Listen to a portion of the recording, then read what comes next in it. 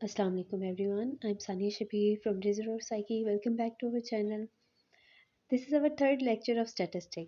पिछले लेक्चर में हमने किया था स्टैटिस्टिक क्या होती है, स्टैटिस्टिक के बारे में पढ़ा था। फिर उससे अगले लेक्चर में हम लोगों ने प्रेजेंटेशन ऑफ डेटा का पहला पार्ट देखा था, जिसमें हम लोगों ने क्लासिफिकेशन वगैरह को देखा था कि क्लासिफिकेशन क्या होती है। आज हम देखेंगे कि डेटा हमारे पास है तो उसकी फ्रीक्वेंसी डिस्ट्रीब्यूशन कैसे बनानी, फ्रीक्वेंसी डिस्ट्रीब्यूशन होती क्या है, इस बारे में देखेंगे हम। अब हम देखते हैं फ्रीक्वेंसी डिस्ट्रीब्यूशन होती क्या है। फ्रीक्वेंसी डिस्ट्रीब्यूशन होती है कि डेटा को टेबुलर फॉर्म में अरेंज करना, टेबल की शेप में अरेंज करना, इस तरीके से कि हम लोग उसे क्लासेस में अरेंज करते हैं। कि मिसाल के तौर पे कि एक डेटा हमें दिया हुआ है, मैं कह रही हूँ कि इस रेंज से लेके इस रेंज तक इतनी जो है ना नंबर ऑफ ऑब्जर्वेशन है, नंबर ऑफ आइटम्स इस क्लास में आ रहे हैं। ये तो हो गया जी फ्रीक्वेंसी डिस्ट्रीब्यूशन। अब हम ये जान लेते हैं कि फ्रीक्वेंसी क्या होती है या क्लास फ्रीक्वेंसी क्या होती है। The number of observations falling in a particular class is refer to as class frequency. यानी कि एक पर्टिकुलर क्लास में कितने नंबर ऑफ ऑब्जर्वेशंस आ रहे हैं या कितने आइटम्स उस रेंज में आ रहे हैं, तो ये हमारे पास फ्रीक्वेंसी होती है और इसे हम लोग स्मॉल एफ से डिनोट करते हैं। और जिस डेटा को हम लोग फ्रीक्वेंसी डिस्ट्रीब्यूशन में अरेंज करते हैं, टेबल में अरेंज करते हैं, उसे हम लोग ग्रुप डेटा भी कह लेते हैं। और जिसे हम लोग फ्रीक्वेंसी डिस्ट्रीब्यूशन में अरेंज नहीं करते, उसे हम लोग रॉ डेटा कह लेते हैं या अनग्रुप डेटा कह लेते हैं। Now let's see what are the basic parts of frequency distribution. सबसे पहला पार्ट है क्लास लिमिट। क्लास लिमिट कहते हैं कि जो क्लास हम लोग ले रहे हैं, क्लास बना रहे हैं, उसकी लिमिट क्या है, उसकी स्टार्टिंग पॉइंट क्या है, उसका एंडिंग पॉइंट क्या है। इसे हम लोग स्टैटिस्टिक की टर्म में कहते हैं लोअर क्लास लिमिट या और अपर क्लास लिमिट कहते हैं। और एक बात याद रखिए क्लास लिमिट्स बनाते वक्त कि क्लास लिमिट्स कभी भी ओवरलैप नहीं करती। यानी पहली क्लास की जो अपर क्लास लिमिट है, वो हमारे पास दूसरी क्लास की स्टार्टिंग पॉइंट नहीं होगा, उसकी लोअर क्लास लिमिट नहीं होगी। अब नेक्स्ट पार्ट है क्लास बाउंड्री। क्लास बाउंड्री, अब आप ऐसे देख ले कि हमने वेट मेजर करना है। वेट अगर एक बंदा कह रहा है जी कि मेरा one one one zero pounds है, यानी 110 पाउंड्स है, तो इसका मतलब ये है कि उसका जो वेट है ना, वो 109.5 से लेके 110.5 के दरमियान लाई कर रहा है। तो अब इसका मतलब है कि अगर मैं 110 ले रही हूँ तो वो मेरे पास प्रिसाइज नहीं है इंफॉर्मेशन। तो मैं प्रिसाइज क्लास लिमिट लेने के लिए हम क्लास बाउंड्रीज लेते हैं कि हमारे पास कोई भी डेटा मिस ना हो जाए। तो जो हम लोग लेते हैं ना क्लास बाउंड्री, वो इस तरीके से लेते हैं कि जो हमारे पास क्लास लिमिट है उससे 0.5 पीछे चले जाते हैं लोअर क्लास बाउंड्री लेने के लिए, और अपर क्लास बाउंड्री लेने के लिए जो हमारे पास अपर क्लास लिमिट है उससे 0.5 ऊपर चले जाते हैं। मतलब कि लोअर क्लास लिमिट में हमने 0.5 माइनस कर दिया और अपर क्लास लिमिट में हम लोगों ने 0.5 प्लस कर दिया, तो ये हमारे पास क्लास बाउंड्रीज बन जाती हैं। अब तीसरा पार्ट है हमारे पास क्लास मार्क्स। क्लास मार्क्स हम ये कह सकते हैं मिड पॉइंट कह लेते हैं, इसका दूसरा नाम मिड पॉइंट ले लें। कि अगर हमारे पास क्लास लिमिट है ना 110 से लेके हमने 119 ले लिया, यानी 110 से लेके 119 ले लिया है, तो क्लास मार्क मेरे पास क्या होगी, इन दोनों को ऐड किया, लोअर क्लास लिमिट और अपर क्लास लिमिट को ऐड किया, डिवाइडेड बाय 2। क्लास लिमिट्स लेनी है, रिमेंबर दिस, क्लास बाउंड्री नहीं लेनी, ठीक है। तो ये हमारे पास क्लास मार्क आ जाएगा और इसे यूजुअली हम लोग एक्स से डिनोट करते हैं। अब चौथा मेन पार्ट हमारे पास है क्लास इंटरवल और विड्थ। क्लास इंटरवल और विड्थ हम लोग कैसे फाइंड करते हैं कि हम लोग दो लोअर क्लास बाउंड्री का हम लोगों ने डिफरेंस ले लिया या दो लोअर क्लास लिमिट का ले लिया। लोअर और अपर नहीं, दो सक्सेसिव लोअर क्लास लिमिट का ले लिया या दो सक्सेसिव लोअर बाउंड्री का डिफरेंस ले लिया या फिर दो क्लास मार्क्स का डिफरेंस ले लिया, नीचे वाले से ऊपर वाला माइनस कर दिया, ठीक है। तो ये हमारे पास क्लास इंटरवल आ जाएगा या क्लास विड्थ आ जाएगी।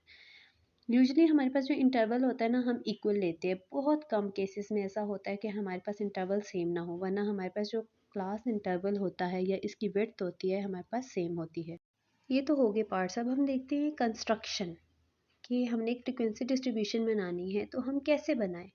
उसके लिए सबसे पहले हम लोग क्या करते हैं कि जो हमारे पास डेटा होता है ना, उसमें हम फाइंड रॉ डेटा हमारे पास होता है, अनअरेंज डेटा हमें दिया जाता है।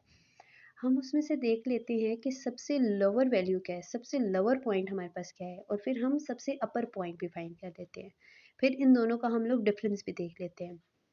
जैसे कि मिसाल के तौर पर 218 हमारे पास ग्रेटेस्ट पॉइंट है, ग्रेटेस्ट नंबर है, और 110 हमारे पास स्मॉलेस्ट नंबर है, तो हमारे पास क्या आ गया, 108 हमारे पास रेंज आ गई।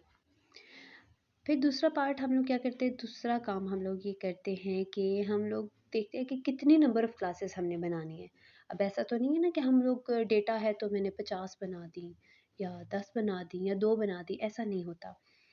या तो हम ऐसे करते हैं कि 5 हमारे पास मिनिमम जो हों वो 5 हों और मैक्सिमम हमारे पास 20 तक चली जाए। अब ये डिसाइड करने के लिए कि कितने नंबर ऑफ़ क्लासेस हम लोगों ने लेनी है, एक बंदा है एच.ए. स्ट्रैचेस, इसने एक एम्पिरिकल रूल बनाया था। एम्पिरिकल रूल ये था कि k equals to 1 plus 3.3n, इस फॉर्मूला के तहत आपने फाइंड करना है। k हमारे पास है नंबर ऑफ़ क्लासेस, n हमारे पास आ गया टोटल नंबर ऑफ़ ऑब्जर्वेशंस के टोटल कितने हमें डेटा पॉइंट्स दिए गए हैं। जैसे मिसाल के तौर पे ले लें, हमें 100 ऑब्जर्वेशन दिए तो n की जगह ये पुट करें तो हमारे पास 7.6 आ गया। k equal to 7.6। अब 7.6 क्लासेस हम लोग कैसे लें, तो हम लोग ना उसके नियरेस्ट होल नंबर पे हम लोग उसे राउंड ऑफ कर देते हैं। तो इस तरीके से हमें पता चल जाता है कि हमने कितनी क्लासेस बनानी है। जैसे इसमें हमें पता चल गया कि 8 क्लासेस बनानी है हमने। अब ये तीसरा कंस्ट्रक्शन का पॉइंट, अब हम ले लेते हैं कि क्लास इंटरवल साइज़ क्या हमने लेना है, मतलब क्लास वेट्स क्या हमारे पास होने चाहिए कि जो दो अपर लिमिट और लोअर लिमिट के दरमियान कितना डिफरेंस होना चाहिए। तो इसके लिए हमने क्या करते हैं, जो हमने रेंज निकाली थी यानी ग्रेटेस्ट नंबर को जो हमने स्मॉलेस्ट नंबर से माइनस करके देखा था, हमारे पास 108 आ गया था, उसे हम डिवाइड कर लेंगे जो हमारे पास नंबर ऑफ़ क्लासेस आ गई। जो हमारे पास 8 आई थी इसे डिवाइड किया तो हमारे पास 13.5 आ गया। तो 13.5 मैंने आपको बताया था, हम नियरेस्ट होल नंबर पे चले जाते तो ये 14 हो गया, यानी हमारे पास जो क्लास इंटरवल हम लोग लेंगे वो 14 लेंगे। यानी दो, एक अपर क्लास लिमिट और लोअर क्लास लिमिट के दरमियान डिफरेंस क्या होगा हमारे पास, 14, सेम क्लास की। अब हम ये देख लेते हैं कि हमारे पास जो लोअर क्लास लिमिट यानी जो हमने सबसे पहला क्लास लिमिट लेना है वो क्या होना चाहिए हमारे पास। उसके लिए हम लोग ये देख लेते हैं कि डेटा में हमारे पास सबसे छोटा नंबर क्या है। या तो हम लोग वही ले लेते हैं या फिर हम लोग यूजुअली उससे एक नंबर पीछे चले जाते हैं।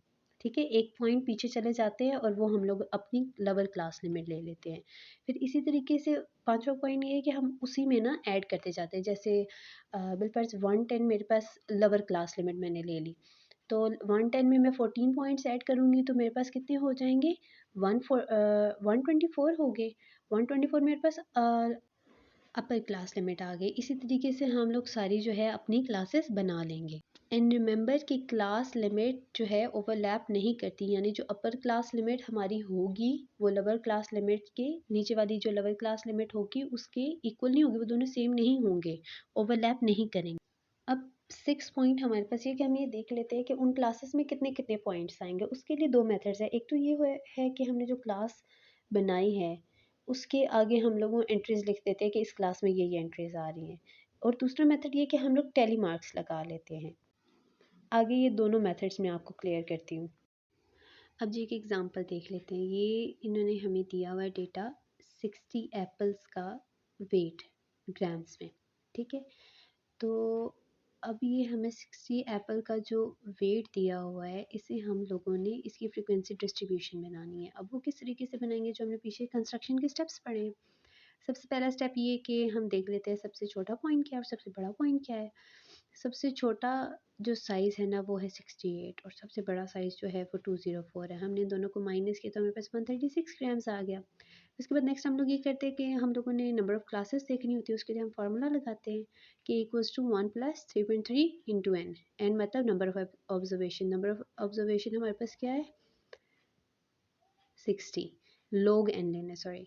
तो लोग एन जब हमने लिया और ये सारी वैल्यूज़ इसमें पुट की तो हमारे पास अप्रॉक्सीमेटली 7 आ गई। ठीक है, अप्रॉक्सीमेटली हमारे पास 7 नंबर ऑफ़ क्लासेस आ गई।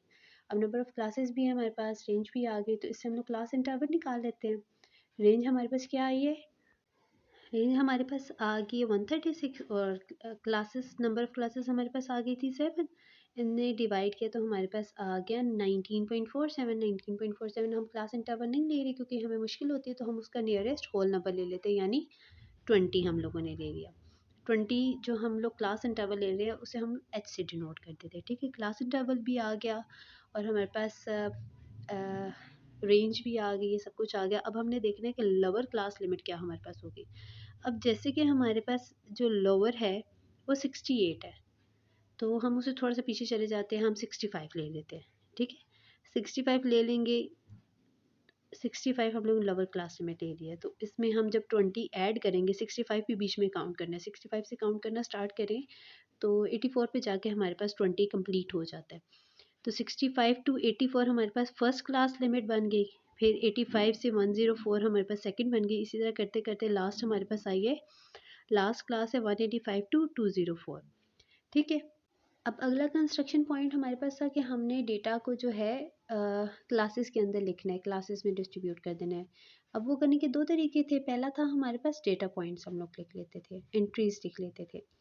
एंट्रीज इस तरह लिखी कि पहले हमारे पास पहली क्लास क्या है 65 से लेके 84 तक, तो हम देखेंगे डेटा के अंदर कि हमारे पास 65 से लेके 84 तक कौन कौन सी वैल्यूज़ इसमें आ रही हैं, कौन कौन से वेट इसमें आ रहे हैं। तो मैंने वो एंट्रीज इसके सामने लिख दी और उसे नेक्स्ट जो है बॉक्स उसमें मैंने फ्रीक्वेंसी लिख दी, यानी टोटल कितनी हो गई ना।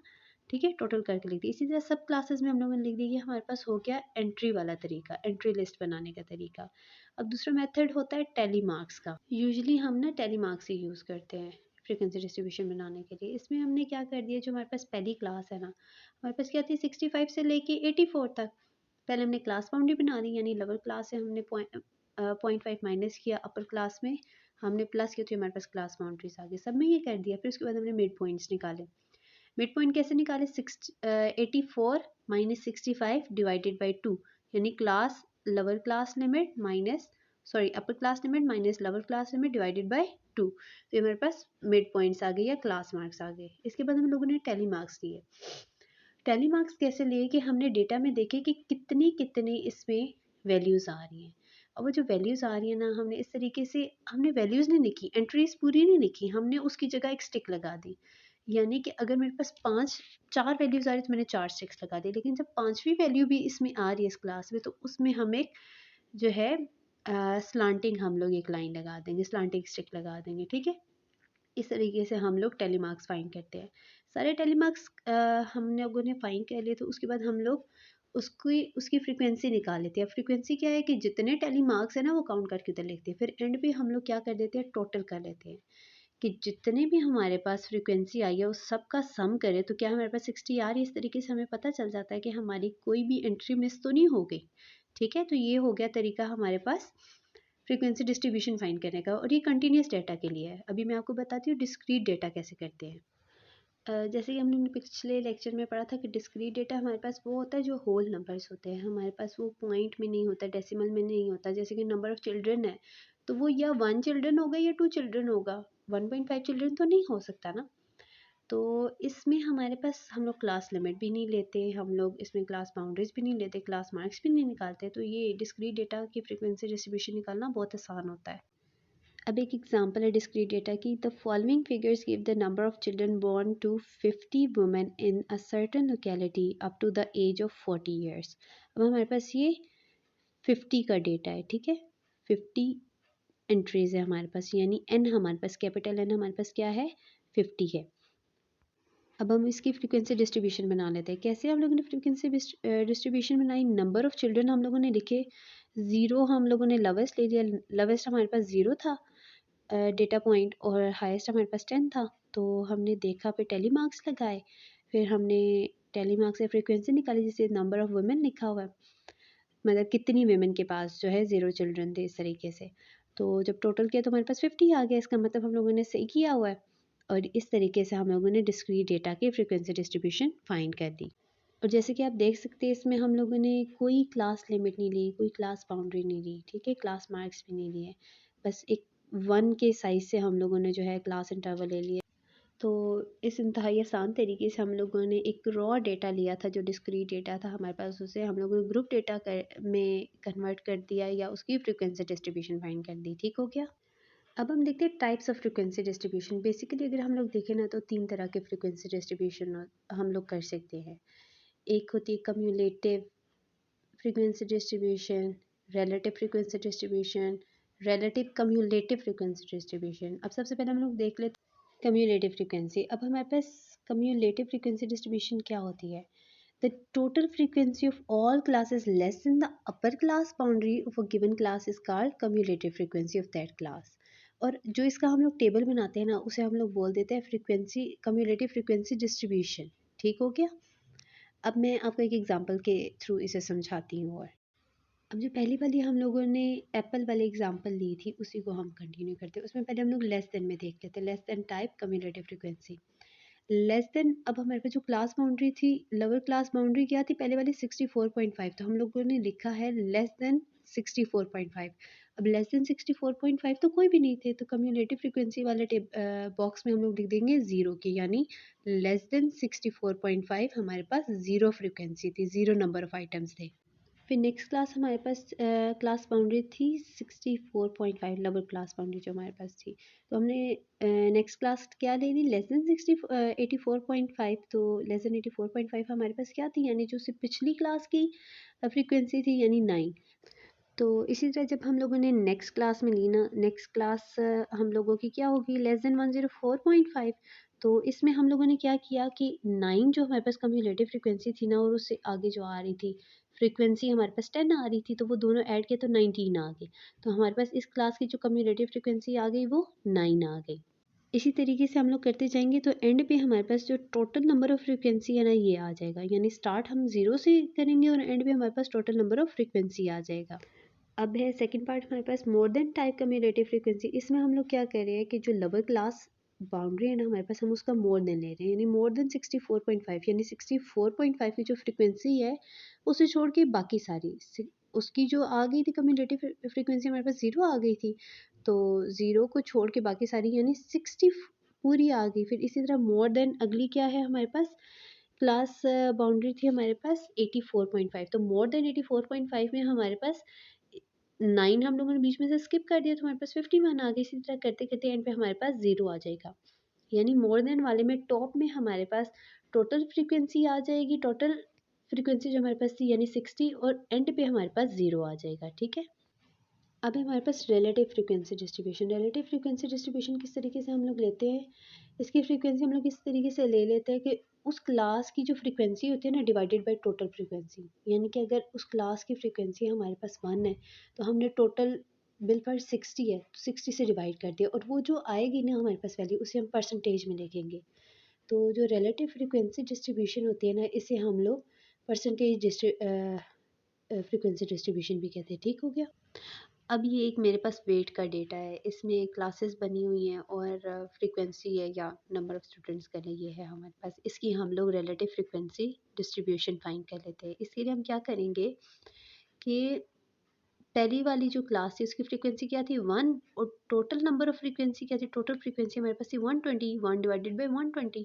ये किया तो हमारे पास 0.0083 आ गया, यानी इतने परसेंट हमारे पास इसकी रिलेटिव फ्रीक्वेंसी। इसी तरीके से करते करते हम लोग एंड तक जाएंगे, लास्ट क्लास तक फाइंड करेंगे।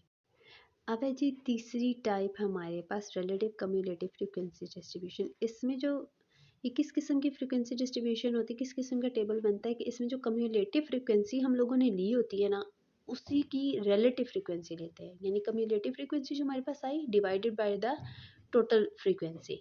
ठीक है, इस तरीके से हमारे पास एक परसेंटेज आ जाती है।